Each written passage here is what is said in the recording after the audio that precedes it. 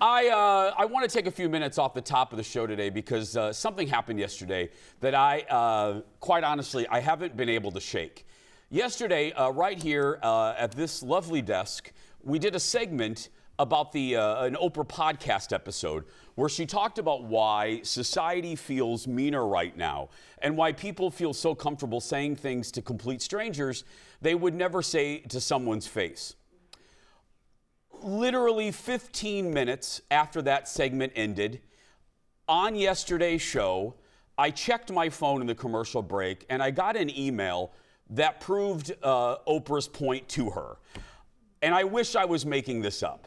I was literally talking about meanness, and then boom, it was in my inbox.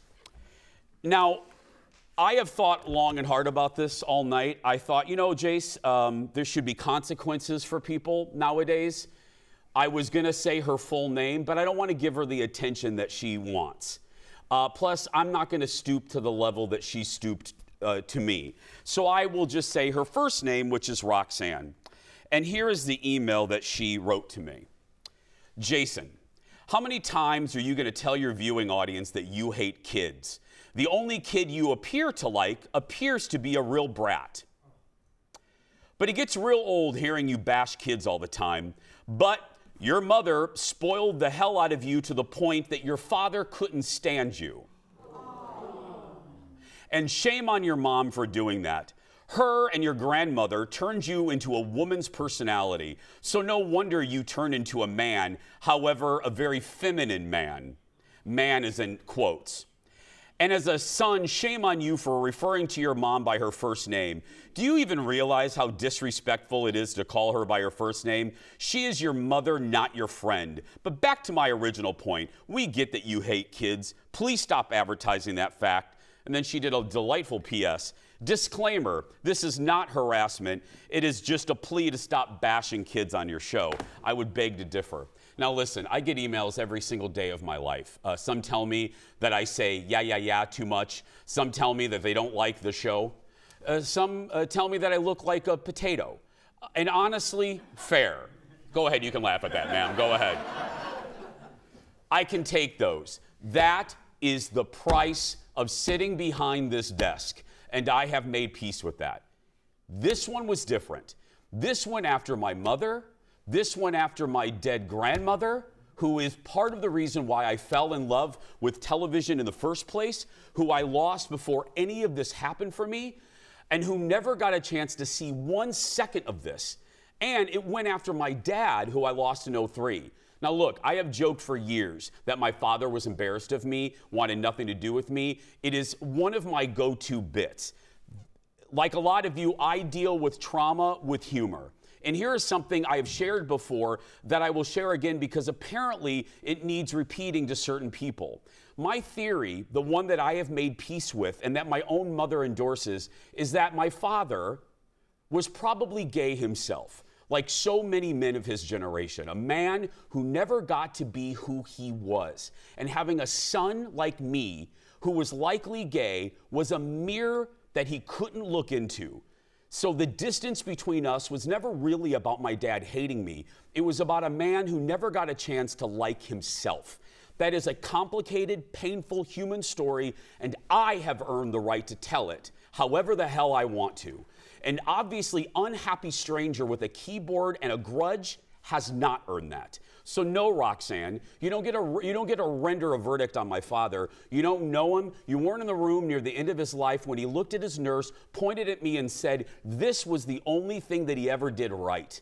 I was in that room, Roxanne. That moment is mine, and I don't need you to grade it. And this isn't even the first time this viewer sent this to me. This same woman wrote to me that I shouldn't take my husband out in public because of a funny story that I told all of you about Colin not being able to hang at a pirate bar at Disney World. You can laugh at that too. That story was meant to make all of you smile for 30 seconds before you get back to your day. And that woman turned it into a reason to attack the person I love. And here's the thing people keep forgetting. The guy you see here is a version of me, a louder, goofier and more exaggerated version, built to make you laugh for an hour and forget whatever is weighing on you that day. That's my job. It has always been my job. And when I say I hate kids on this show, that's also a bit, a character choice. It's not a sworn affidavit. Because here is something this viewer doesn't know about me or conveniently forgot because it doesn't fit her twisted narrative. In my 20s, I signed up to be a mentor to a little boy through Big Sisters and Big Brothers. That boy is now a grown man named Brendan, and as a lot of you know, I'm in the process of legally adopting Brendan as my son. For 28 years, I have been in his corner, loving him more than I can ever put into words. A kid. I also have a whole stable of nieces and nephews who would laugh you out of the room, Roxanne, if you told them that I was public enemy #1 to kids. So forgive me if I don't take parental notes from someone who spends her morning writing hate mail to a man that she's never met about a father she never knew. Now, here's why I'm actually telling you all of this, and I need you to hear me on this part because this is the whole point. This isn't a woe is me speech. I'm not looking for any sympathy. I just want a good weekend. I have the best damn job in the world. I get to walk out of that purple curtain every day and make people laugh for a living. That is a blessing. I know it. I never forget it. And one mean email from a person doesn't change that math, not even close. I'm telling you this story because of that segment, the Oprah segment, and that email, how easy has it become for people to be cruel to strangers. And then, like the universe was handing me a pop quiz, I got proof of exactly what Oprah was talking about. That is too perfect of an example to just delete and move on like some told me that I should. It felt like something worth turning into a lesson instead of just a grievance, a personal grievance from me. So here's the lesson. Somewhere out there today, someone is going to watch a clip of a stranger or read a post from someone they never met, and they're going to feel that little urge, that urge to type something sharp and mean, to judge a life they know nothing about based on 30 seconds of content. And I'm asking you, when that urge shows up, choose something else instead. Choose kindness. Not because it is weak. I'm getting real sick of hearing that in this era too. It's not weak to be kind. It's a harder choice. Actually, anybody can fire off a cruel email like Roxanne in 30 seconds. It takes nothing but pausing and choosing grace for a person you've never met and will never meet. That takes something. That is like...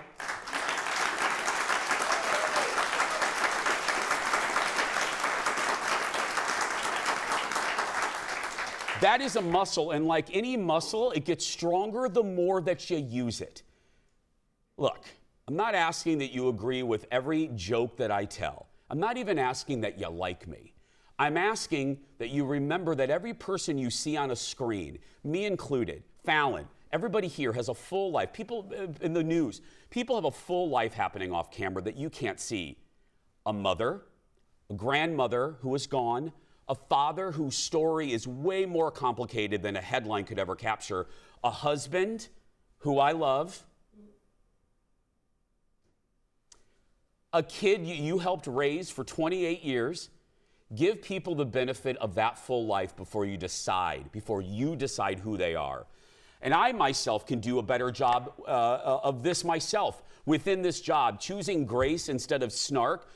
I will always, please know, I'm not being a hypocrite. I always work on that. You hear me say it all the time within the hot dish. I can be snarky. I always try to walk that line. Am I perfect at it? No, but I swear to you, I work on it because of this very thing, and that is the whole point of this talk. Not sympathy for me. I don't need it. I'm going to have a great weekend. But a nudge for all of us to be the person who chooses kindness when harshness would be easier. That is how we actually fix what Oprah was talking about yesterday. Not with a podcast episode, but with each one of us making a different choice the next time we are tempted not to.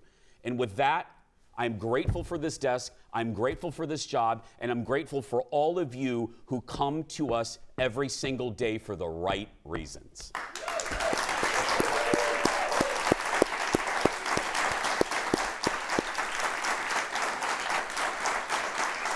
We'll be right back. Back in a moment, everybody.